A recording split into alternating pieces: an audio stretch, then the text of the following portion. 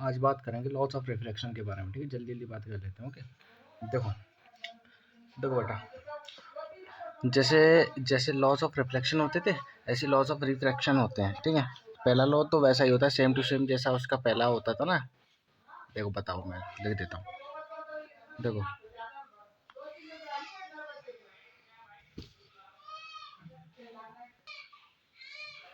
देखो बेटा, इसका हमारा पहला लॉ क्या कहता है। देखो पहला लॉ कहता है, फर्स्ट लॉ। देखो बेटा, पहला लॉ क्या कहता है। पहला लॉ कहता है the incident ray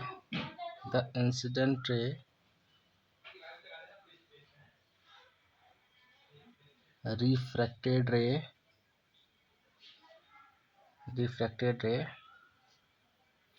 and normal to the interface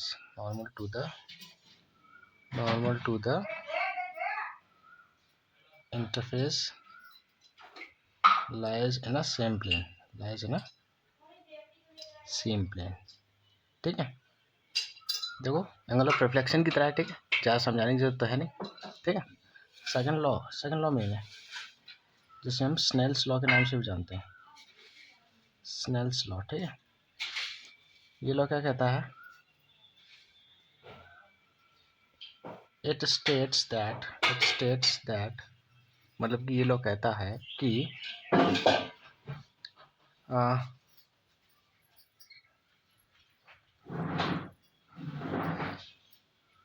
the angle of sine of incidence to the angle of sine of refracted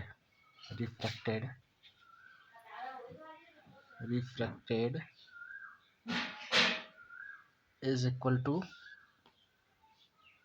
constant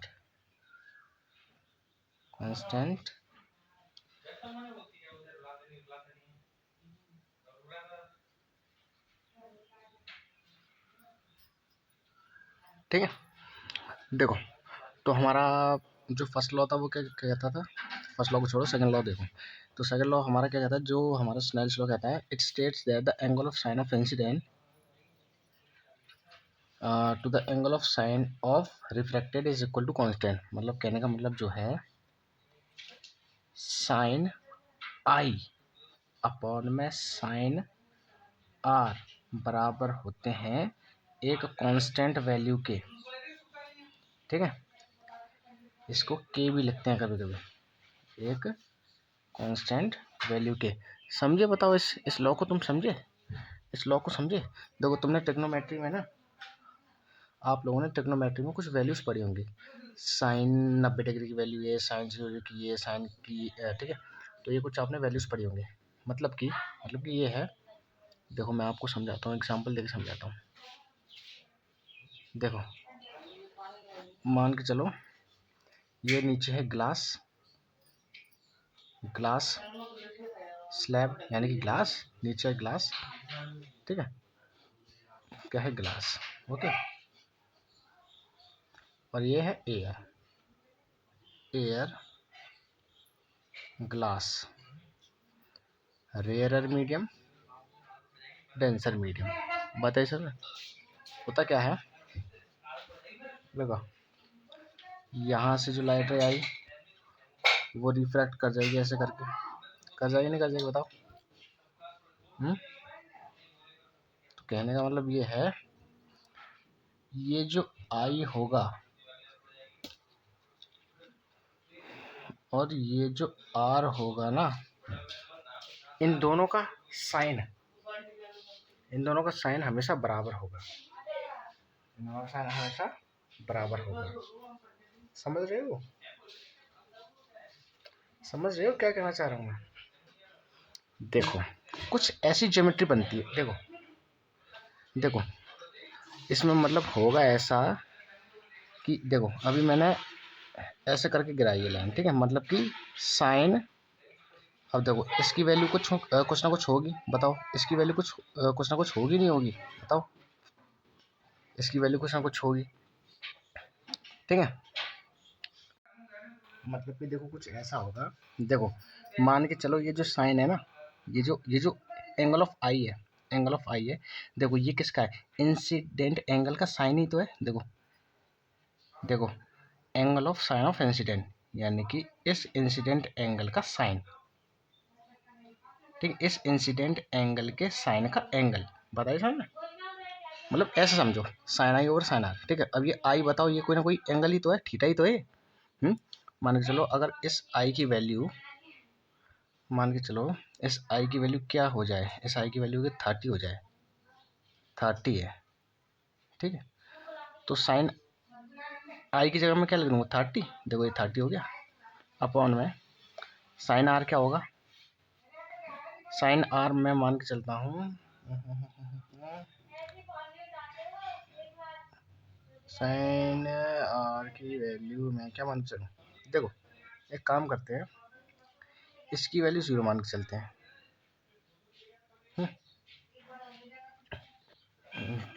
ठीक है। इसे मैंने 0 मान के चला, इसे मैंने क्या मान के चला, 0, मैंने मान के चला कि जो आई है ना, जो इंसिडेंस एंगल था ये 0 डिग्री था, तो मैंने साइन आई की जगह, देखो आई की जगह क्या लग दिया, 0 डिग्री रख दिया, साइन आर को मैं मान के चलता हूँ ये 30 डिग्री होगा, ये कितना डिग्री होगा, ये 30 डिग्री होगा, बताओ, ठीक है। तो साइन, देखो आर है ना, तो आर कितना 30, मैंने 30 लिख दिया, ठीक है। तो अब जो भी इसकी वैल्यू आएगी, देखो अभी मैं पहले वैल्यू निकाल के आपको बताता हूँ, देखो देखो समझना, तो sine 0 degree and sine 30 degree, sine 0 degree की वैल्यू क्या होती है बताओ, साइन 0 डिग्री, अरे ट्रिग्नोमेट्री पढ़ते हो क्लास 10th में, ट्रिग्नोमेट्री क्या कहते हैं पढ़नी पड़ती है, उसकी एक ट्रिग्नोमेट्री की टेबल होती है, ठीक है, साइन 30 की वैल्यू ये, साइन 0 डिग्री की वैल्यू ये, ठीक है। ऐसे ही अरे यार मैं बता ही देता हूँ, देखो कैसे होती है, देखो ऐसे होती है, देखो ऐसे होती है,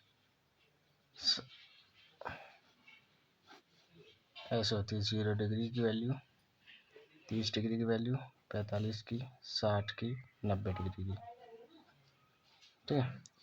ऐसे होता है, देखो साइन 0 डिग्री की वैल्यू होती है बेटा 0, इसकी 1/2, इसकी 1/√2, इसकी √3/2, इसकी 1, ठीक है, ये होती है, ठीक है। ये ट्रिग्नोमेट्री की टेबल है, आप याद कर लेना, ठीक है, क्या है ट्रिग्नोमेट्री की टेबल। अब देखो साइन 0 डिग्री की वैल्यू 0, साइन 30 की 1/2, 45 की ये, इसकी ये, ठीक है। अब देखो इसमें क्या है, देखो साइन 0 डिग्री है ना, बताओ अब साइन 0 डिग्री की वैल्यू क्या होती है 0, तो पूरे साइन 0 डिग्री की वैल्यू मैंने यहाँ पर 0 लिख दिया। साइन 30 की वैल्यू होती है क्या बेटा 1/2, यानी कि 1/2। अब इस 1/2 को मैं क्या करूँगा, यहाँ पर ले जाऊँगा, यानी कि 0 × 2/1, क्या हो जाएगा 0/1, है ना, 0/1। तो कहने का मतलब ये है कि ये जो 0.1 है, मतलब ये जो 0/1 है ना, ये जो 0/1 है, ये हमेशा ऐसा ही रहेगा, ये हमेशा ऐसा ही रहेगा, बात आई समझ में। मतलब कि देखो अभी मैंने इस एंगल पे डाली है, अगर मैं इस इंसिडेंट लाइट रे को कुछ और टिल्ट करके डालता ना, ऐसा करके डालता, ऐसे डालता, कैसे डालता, देखो अभी ये इतने एंगल पे है, यानी कि और टेढ़ा करके डालता है, यानी कि और टेढ़ा कर देता, कुछ ऐसे, कुछ और टेढ़ा करके डालता है ऐसे। उस वक्त भी आई एंड आर, मैं ये कह रहा हूं कि एयर और ग्लास का अरेंजमेंट था, बताओ एयर और ग्लास का अरेंजमेंट था ना, तो मैं आपसे ये कह रहा हूं एयर और ग्लास के अरेंजमेंट में मैंने पहले कुछ एंगल दे के इस लाइट को डाला, ठीक है। तो sine I over sine R क्या आया, sine I over sine R मेरा क्या आएगा, क्या आया 0.1। अब इस लाइट को मैं चाहे कितने भी एंगल से डालूं, अब मैंने क्या कर दिया, अब थोड़ा और टेढ़ा करके डाल दिया, यानी कि आई की वैल्यू थोड़ी सी और बढ़ा दी। ठीक है, आई की वैल्यू मैंने क्या कर दी, थोड़ी सी और बढ़ा दी। तो ये रिफ्रैक्ट हो गई। तो अब ना, अब साइन आई की वैल्यू अब भी कुछ ऐसी बन जाएगी, अब भी कुछ ऐसी बन जाएगी, साइन आई की वैल्यू कुछ ऐसी बन जाएगी बेटा, और साइन आर की वैल्यू, साइन आई और साइन आर की वैल्यू कुछ ऐसी बन जाएगी कि आगे कट पिट के ना, मतलब साइन आई मतलब साइन, देखो साइन आई की वैल्यू कुछ ऐसी बन जाएगी कि मानो यहाँ पर कुछ भी आए, यहाँ पर मानो जैसे जैसे कुछ भी आए यहाँ पर, ठीक है, तो कट पिट के, यानी कि कट पिट के यहाँ पर मतलब देखो ऊपर कुछ ना कुछ नंबर होगा, देखो ऊपर कुछ नंबर होगा और नीचे भी नंबर होगा, है ना, तो वो वैल्यू कुछ ऐसी आ जाएगी कि कट पिट के हमेशा 0.1 ही आना है। ठीक है, ठीक है, या तो ऐसे डाल दो, या फिर और ऐसे डाल दो, या फिर ऐसे डाल दो, ऐसे डाल दो, यानी कि अगर सेम सेम मीडियम जब तक हैं, जब, और ऐसा तब तक रहेगा, तब तक एयर और ग्लास का ही अरेंजमेंट रहेगा। एयर और ग्लास के अरेंजमेंट में चाहे तुम किसी भी एंगल पे इंसिडेंट करवा दो लाइट को, इसके इंटरफेस पे किसी भी इंटरफेस पे क्या करवा दो, इंसिडेंट करवा दो, हमेशा साइन आई और साइन आर की वैल्यू ना कुछ ऐसी आया करेगी कि कट पिट के यहाँ पे बेशक तुम्हें अलग लगे, यहाँ पर बेशक तुम्हें अलग लगे, लेकिन कट पिट के वो हमेशा सेम ही आने वाली है, चाहे किसी भी एंगल पे इंसिडेंट करवा दो, यानी कि एंगल आई चाहे कुछ भी हो। ठीक है, बदलेगा आई भी और बदलेगा आर भी, हमेशा बदलेंगे लेकिन हमेशा कांस्टेंट आएगा। बता रही सर मैं, बता रही सर। तो अगर इतनी बात आपको समझ में आ गई, देखो जैसे कि देखो अभी मान के चलते हैं, देखो एक एग्जांपल और देता हूँ, जैसे कि ये ग्लास, ये एयर, मैंने कुछ ऐसे डाला लाइट को, ठीक है, ऐसे डाला, ये आई, ये आर। अभी सिर्फ एग्जांपल समझो, मानो जैसे आई की वैल्यू, देखो ऐसे समझो, आई की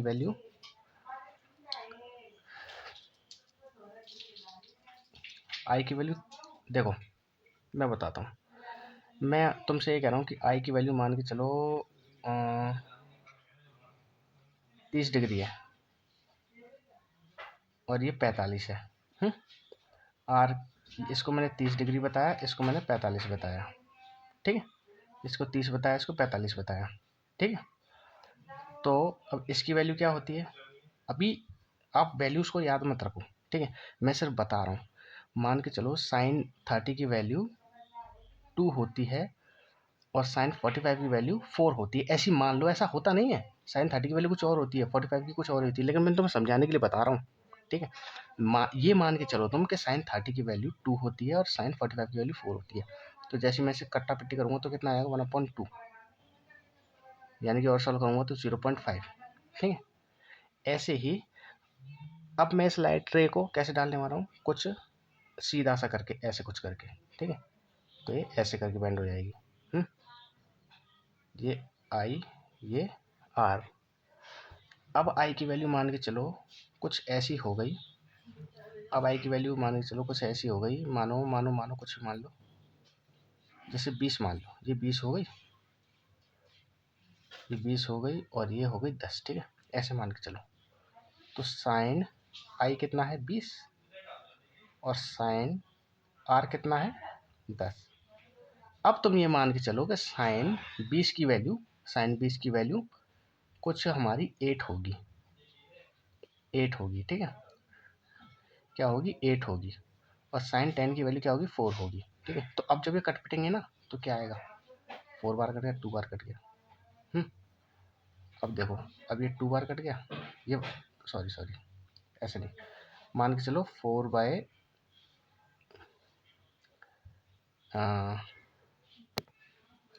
तो अब मैंने माना कि अब तुम ऐसे मान के चलो कि साइन 20 की वैल्यू क्या होती है, 10 होती है, और साइन 10 की वैल्यू क्या होती है, 5 होती है, ऐसे मान के चलो। तो जब मैं इन्हें काटा पिटी करूँगा ना तो 2 बार ये 1, सॉरी,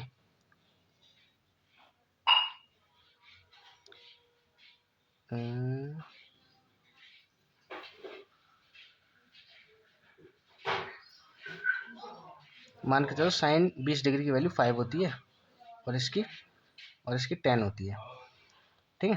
तो अब जब मैं इसे कट्टा पट्टी करूँगा ना, तो देखो ये 1 सा और ये 5 2 सा, तो अब जो वैल्यू आएगी ना, अब भी 5/2 ही आएगी, 5/2 आएगी, मतलब कि 0.5 ही आएगी। मतलब कि ये साइन आई और साइन आर कुछ ऐसे चेंज होंगे हमेशा कि ये अंत में कट पिट के कांस्टेंट ही आने वाली है। कांस्टेंट मतलब सेम आने वाली है, 0.5 0.5 0.5। ऐसा कब तक होता रहेगा? जब तक air glass air glass air glass air glass air glass होता रहेगा। वाटर एयर अगर होगा तो ये वैल्यू कुछ चेंज हो जाएगी, लेकिन वो भी हमेशा कांस्टेंट रहेगी, चाहे कितने भी इंसिडेंट एंगल पर मैं लाइट को क्या कर दूं, गिरा दूं, ठीक है। तो इतनी बात अगर आपको समझ में आ गई तो अच्छी बात है, नहीं तो आप सिर्फ इतना ही याद रखिए, ये सिर्फ लॉ आप याद रखिए, sine I over sine R is equal to constant, ठीक है। चलिए अब बात करेंगे बेटा किसके बारे में? Refraction through glass slab. किसके बारे में?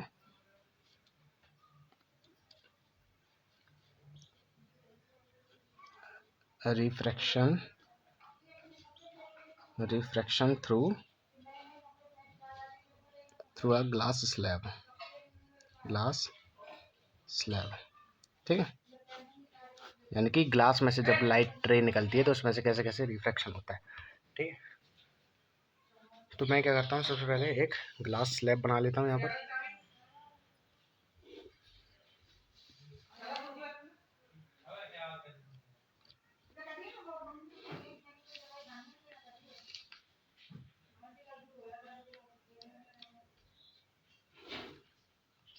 ये मेरा क्या बन गया, एक ग्लास बन गया, ठीक है। अब देखो ये क्या है, ये है बेटा आपका ग्लास एंड ये है आपकी एयर। ये रेयरर मीडियम होता है, ये डेंसर मीडियम होता है। तो अब लाइट कैसे आएगी, मान के चलो। अब देखो इसमें से रिफ्रैक्शन होता कैसा है, देखो अगर यहाँ पे कोई ग्लास रखा हो, जैसे ऐसी रखा हो, ठीक है, तो ग्लास में से रिफ्रैक्शन कैसे होता है, देखो एक लाइट रे ऐसे आई,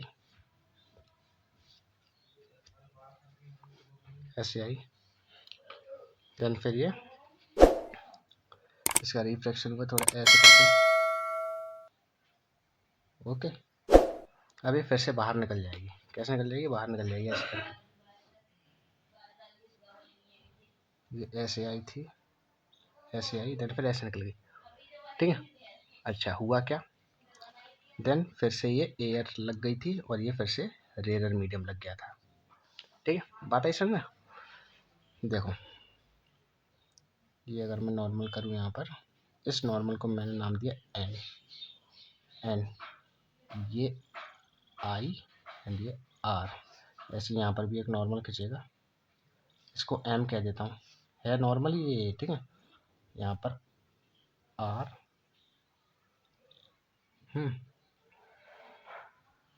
एंड यहाँ पर ई।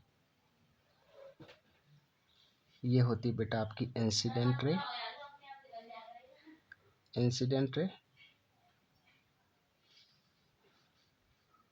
ये होगी रिफ्रैक्टेड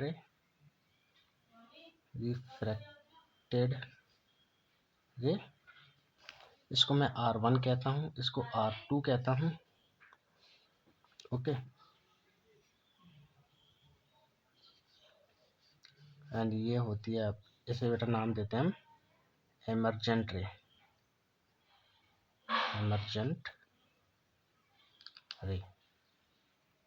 ओके। वैसे तो उसमें रुको अभी, देखो बेटा इसमें क्या होता है, ग्लास स्लैब में क्या होता है, तो इतनी बात तो आपको पता है। देखो यहाँ से एयर में से कोई लाइट रे आई, वो क्या करेगी, रिफ्रैक्ट कर गई, ठीक है। इसे मैंने क्या बोला, इंसिडेंट रे बोला, क्योंकि इसने इंसिडेंट किया है, ठीक है। और ये क्या कर गई, रिफ्रैक्ट कर गई, तो इसलिए को मैंने क्या बोला, रिफ्रैक्टेड रे बोला, ठीक है। और ये बीच में क्या है, ये नॉर्मल है। अच्छा हुआ क्या है, आर डी टी हुआ है ना। देखो जब रेयर से डेंसर में जाती है तो क्या होता है, आर डी टी होता है ना। यानी रेयर से जब डेंसर मीडियम में जब लाइट गई तो कहाँ झुक गई, नॉर्मल की तरफ झुक गई। कहाँ झुक गई, नॉर्मल की तरफ झुक गई, ठीक है। अच्छा, अभी ये लाइट रे बाहर भी निकलेगी। अब देखो ये जो रिफ्रैक्टेड रे है इसके इस वाले इंटरफेस से भी तो टकराएगी।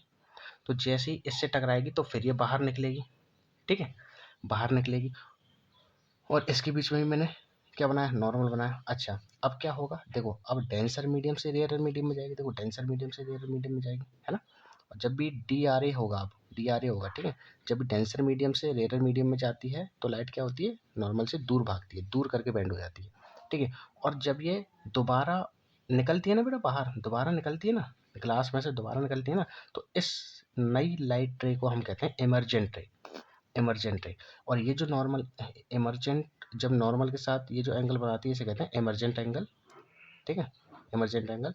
और देखो ये आर बनता है, यानी कि रिफ्रैक्टेड एंगल ही तो था, ये रिफ्रैक्टेड एंगल ही तो था, और इसे मैंने आर वन दिया। अच्छा, ये भी रिफ्रैक्टेड वाली लाइट के साथ ही एंगल बना है, यानी कि ये भी रिफ्रैक्टेड एंगल है, लेकिन ये कौन सा है, ये दूसरा वाला है। देखो इसको मैंने आर वन बोला, इसको आर टू बोला। बात आई आपको समझ में, बात आई आपको समझ में, ठीक है।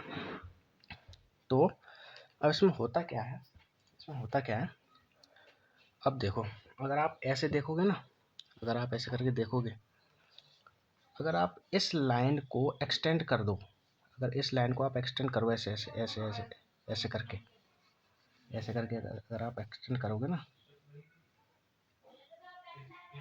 तो ये लाइट है ना, एक्सटेंड करोगे ना, ये एकदम सीधी है, ठीक है। वो डायग्राम थोड़ा सा मेरा थोड़ा सा गलत है, ठीक है। इसे एक्सटेंड करोगे तो ये एक डिस्टेंस निकलता है इन दोनों के बीच में, कौन सा, ये वाला, ये एक डिस्टेंस निकलता है, ठीक है, ये निकलता है, ठीक है। तो इसकी खासियत ये है, इसकी खासियत ये है, देखो ये दोनों लाइन कैसी होती हैं, आपस में पैरेलल होती हैं, ये दोनों कैसी होती है, आपस में पैरेलल होती है। और ये जो डिस्टेंस है ना बेटा, ये जो डिस्टेंस है, देखो ये एक तरह का लेंथ ही तो है, ये जो लेंथ है ना, इसको हम कहते हैं लेटरल शिफ्ट। क्या कहते हैं, लेटरल, लेटरल शिफ्ट, ठीक है। क्या कहते हैं, लेटरल शिफ्ट, ठीक है। तो लेटरल शिफ्ट अगर मैं लिखना चाहूँ तो यहाँ पर लिख भी सकता हूँ कि लेटरल शिफ्ट होता क्या है, ठीक है। तो जितनी चीज़ें मैंने आपको यहाँ पर बताई, पहले उन सारी चीज़ों को मैं लिख देता हूँ यहाँ पर, ओके। जो नई नई चीज़ें हैं उन्हें आप देख लेना। तो ये क्या होता है बेटा, ये रिफ्रैक्शन होता है किस में से, ग्लास स्लैब में से, ठीक है। ग्लास ग्लास में से जब कोई रिफ्रैक्शन होता है तो इसी तरह से होता है, ठीक है। तो चलिए,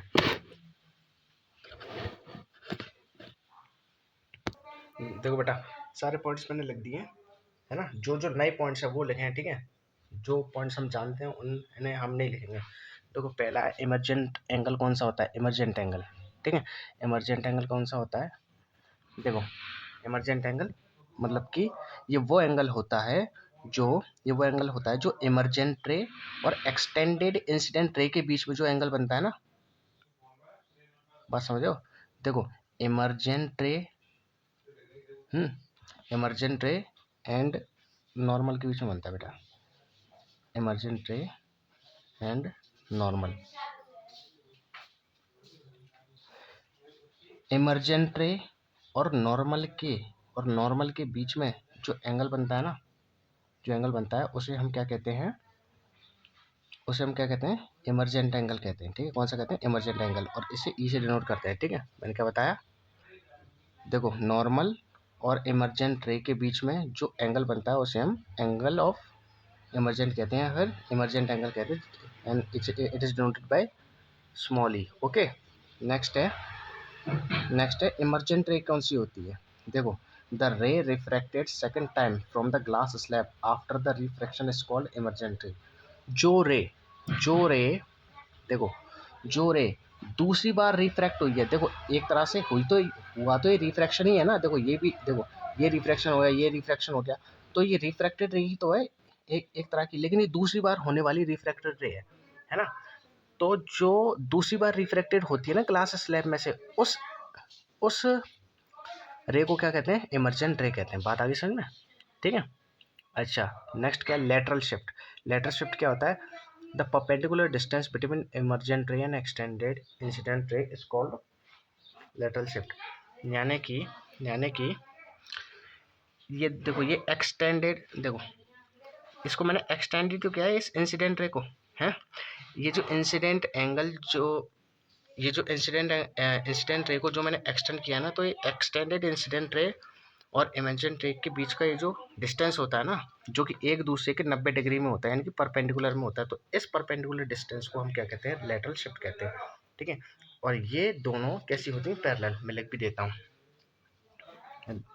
हूँ यहाँ पर। देखो देखो,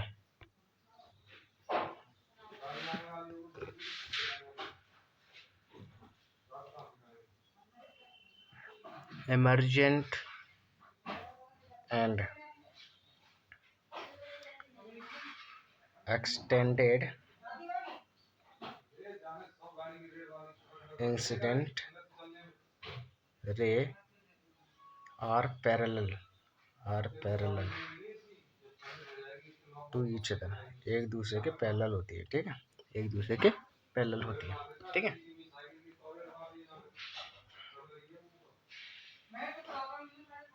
अब बेटा एक छोटी सी चीज और समझ लो, एक छोटी सी चीज समझ लो, एक छोटी सी चीज समझ लो। ये जो लेटरल शिफ्ट होती है ना, ये लेटरल शिफ्ट जो होती है ना, ये कब ज्यादा होगी और कब कम होगी, मतलब कि ये किन किन चीज़ों की वजह से कभी कभी वेरिएशन हो जाएगा इसमें, यानी कि किन, मतलब कि ऐसी कौन कौन सी चीज़ें हैं, मतलब कि ऐसे कौन कौन से फैक्टर्स हैं, यानी कि ऐसी कौन कौन सी चीज़ें हैं जिनकी वजह से ये या तो कभी ज़्यादा हो जाएगी या फिर ये कभी कम हो जाएगी, यानी कि चेंज हो जाएगी। ठीक है, यानी कि इस चीज़ को, ऐसी कौन कौन सी चीज़, देखो लेटरल शिफ्ट को अफेक्ट करने वाली कुछ चीज़ें हैं जिनके बारे में हम डिस्कस करेंगे। मतलब कि लेटरल शिफ्ट को जो चीज़ें अफेक्ट करेंगी ना, उनकी वजह से या तो ये कम हो जाया करेगी या फिर ज़्यादा हो जाया करेगी। तो उन चीज़ों को और देख लो। और हाँ बेटा, इस लेटरल शिफ्ट को ना डी से डिनोट कर देते हैं, फिलहाल डी से डिनोट कर देते हैं। ठीक है, ये क्या है? ये कुछ फैक्टर्स हैं। देखो देखो बेटा, D is directly proportional to the thickness of glass. Directly proportional का मतलब होता है बेटा, अगर अगर देखो, मैं पहले आपको बताता हूँ। D is directly proportional to the thickness of glass, यानी कि ग्लास की मोटाई जितनी ज़्यादा होगी उतना ही ज़्यादा ये जो डिस्टेंस है ना, ये जो परपेंडिकुलर डिस्टेंस है, उतना ही ज़्यादा होगा बेटा।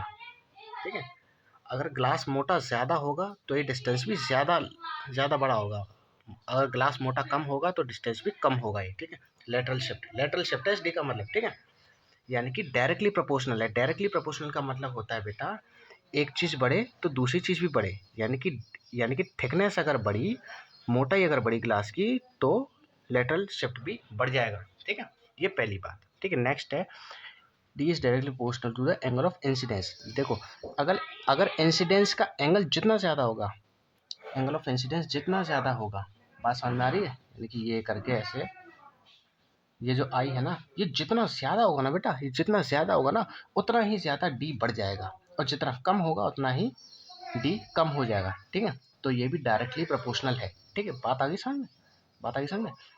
ये एंगल जितना ज़्यादा होगा उतना ही डी बड़ा होगा, और जितना कम होगा उतना ही डी छोटा होगा। ठीक है, तीसरी है, रिफ्रैक्टिव इंडेक्स ग्लास का जितना ज़्यादा होगा।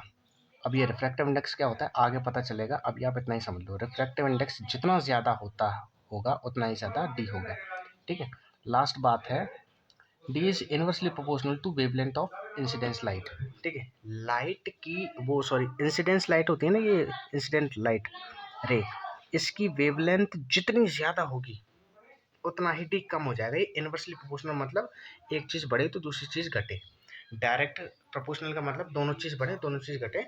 इनवर्सली प्रोपोर्शनल का मतलब एक चीज़ बढ़े तो एक चीज़ घटे, यानी कि अगर वेवलेंथ ज़्यादा होगी तो डी घट जाएगा, अगर, ठीक है, और वेवलेंथ अगर कम होगी तो डी बढ़ जाएगा। ठीक है, इस वेवलेंथ की बातें तो अभी आपके 9th में नहीं है, अभी फिलहाल आप इसे पढ़ लो। रिफ्रैक्टिव इंडेक्स की बातें हैं, उसे हम बाद में करेंगे। तो आज के लिए बस इतना ही। ओके, देख लेना, लिख लेना। ठीक है, सारी चीज़ें।